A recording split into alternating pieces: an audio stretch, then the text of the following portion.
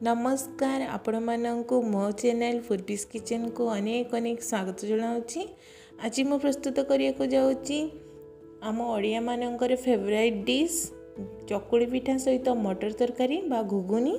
से आवश्यक सामग्री गुड़िक है मुझे प्रथम चकुली पिठा नहीं मुझे 2 कप अरुआ चाउल नहीं ताकू राति सारा बतुराई देइथिली। आपण 2 कप अरुआ चाउल रे 1 कप बिरी नेबे आउ मंटे 1 कप बिरी नहीं ताकू मध्य राति सारा बतुराई देइथिली। पूरा भल भाव में बतुरी जाइए। आउ नहीं लुण आउ नहीं तेल। प्रथमे आमे बिरी एवं चाउल को गोटे मिक्सी जार रे देकी ताकू भल भाव में ग्राइंडिंग करनबा। पूरा फाइन पेस्ट बनै नेबे। सेथिरे टिके पानी आपण देखिकी देबे। देखंतु मु पूरा पेस्ट बनै नेछि। एपरि भाव में पेस्ट को बनैबे, दरदरा बेसी रखिबे नहीं।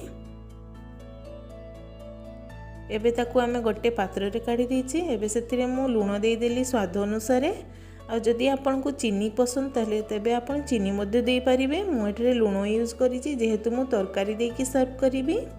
देखंतु मु ताकू भल भाव में फेंटी देली एवं ढांकड़ा बंद करके साइड रे रखी दउछि। एबे हम मटर तरकारी पे नहीं मटर 2 कप मटर नहीं गोटे आलू नहीं मटर टी को मु राति सारा बतुराई देइथिली। आ नहीं तेल एठे नहीं चीनी एठे नहीं लुण एठे नहीं हलदी गुंड आ नहीं मु 2टी बड़ साइज रो प्याज को काटी नहीं तेजपत्र एवं गोटा जीरा आ एठारे नहीं मु रसुण अदा कंचा लंका पियाज एवं टमाटो ताकू मसला बनैबी। जीरा को गोटा जीरा को मिसेकी देखंतु प्रथमे आमे मटर एवं आलू को पानी देकी छाड़ी देले। प्रेशर कुकर रे सीटी मारिबा पई 2टी सीटी मारिबा। गैस रे चढ़ाई दीची। एबे हम मसला पई गोटे बड़ चामच रे गोटे चामच जीरा रसुण पियाज एवं अदा कंचा लंका देकी ताकर गोटे फाइन पेस्ट बनै नेबे। टिके पानी देकी देखंतु मु पूरा फाइन पेस्ट बनै नेछि। एबे ताकू गोटे साइड रे रखी देबे। देखंतु हमर प्रेशर कुकर रे सीटी मध्य मारलानी। आपण गैस रो फ्लेम को लो मीडियम रखिबे, पूरा हाई करिवे नाही।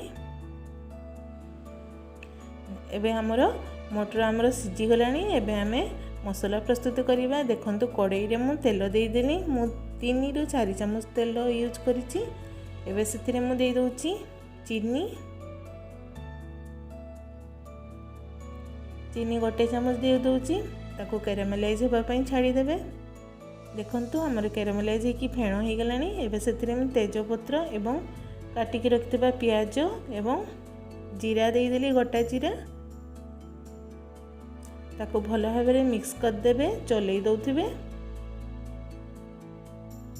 एबे सेथिरे हमें स्वाद अनुसार लुण देइचे। देखंतु आपण मटर सिझिला बेले लुण देइछंती सेही अनुसार लुण देबे। एबे दे देली हलदी गुंड देकी ताकू भल भाव में मिक्स कर देबे। एबे हमें जो बाटिकी रखिथिले मसला तक सबुतक ताकू दे देबा। देकी ताकू भल भाव में कषि नबा जे पर्यंत कि तेल ऊपर को न भासची। देखंतु मसला हमर कषा कषा हे आसिलानी। एबे सेथिरे मु टिके गरम मसला दे दउची ताकू भल भाव में मिक्स कर देबा। तापरे देखंतु मु मटर को एबे काढ़ी नेछि। मटर आपण एपरि भाव में सिझिबे, पूरा नरम करिवे नाही। देखंतु हाथ रे चिपिले ता पूरा मेल्ट हो जाउची। सेपरि गोटा गोटा रखिबे, पूरा मेल्ट करिवे नाही। मु सबुतक मटर एवं आलू दे देली ताकू भल भाव में मिक्स कर देबे। जदि आपनको टिके झोल दरकार तेबे आपण पानी यूज करिवे। मु टिके झोल वाला करछि तेन करी मु पानी यूज करछि। देखंतु एबे ताको हम फुटिबा पई छाड़ी दबा। हमर मटर तरकारी रेडी हे आसिलानी। मटर तरकारी हमर पूरा रेडी। देखंतु आपण पाखरे जे धनिया पत्र थिबो आपण धनिया पत्र ऊपर दे देबे। एपटे हमर मिक्स करके रखिथिबा चकुली पिठार आण मध्य रेडी हो गलानी। देखंतु आण टिके बहलिया लागिला मु सेति पई टिके पानी यूज करली।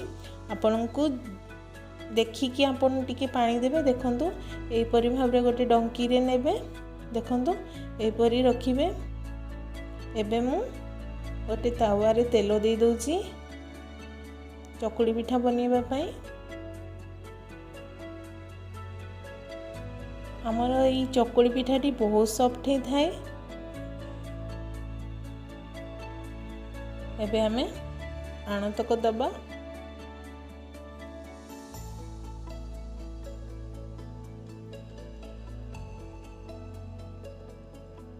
देखंतु पूरा भल भाବରେ केयरफुली देबे, नहले ता टी गरम हो जाई था ना, तेणु करी उठी आस संगे संगे केयरफुली देबे। एबे हमें ताको उल्टै दबा, केयरफुली टिके उल्टैबे। देखंतु हमर उल्टै की गोटे साइड हो गलानी आ गोटे साइड मध्य हो गलानी। एबे ताको हमें काढ़ी नउची गोटे प्लेट रे। एबे आ गोटे मध्य सेही परी कर नबा। देखंतु हमर सेही परी मु आ गोटे मध्य कर नेली।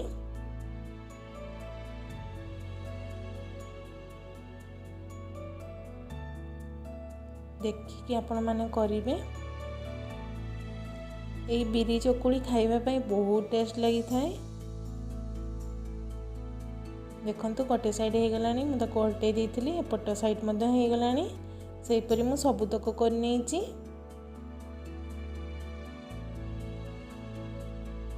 सेही परी मु सबुतक कर नेइची चकुली पिठा। देखंतु मटर रेडी करिकी रखी देइची। चकुली पिठा सहित मटर तरकारी, ता संगरे पियाज, टिके लेंबू एवं कच्चा लका। देखंतु केते सॉफ्ट हेची। बिरी चकुली पूरा पाउंरीटी बढ़िया सॉफ्ट हे थाए। आपण ताकू मटर तरकारी सहित सर्व कर नेबे, नले आपन को जदी चिकन पसंद आपण चिकन सहित मध्य सर्व करि परिबे। चिकन झोल सहित या खाइबा पई बहुत टेस्ट लगी थाए। छोटरू बड़ जाई समस्त भल पाइबे खाइबा पई। आपण प्रस्तुत करंतु एवं मते कमेंट करके जणैबे किपरि लागिला।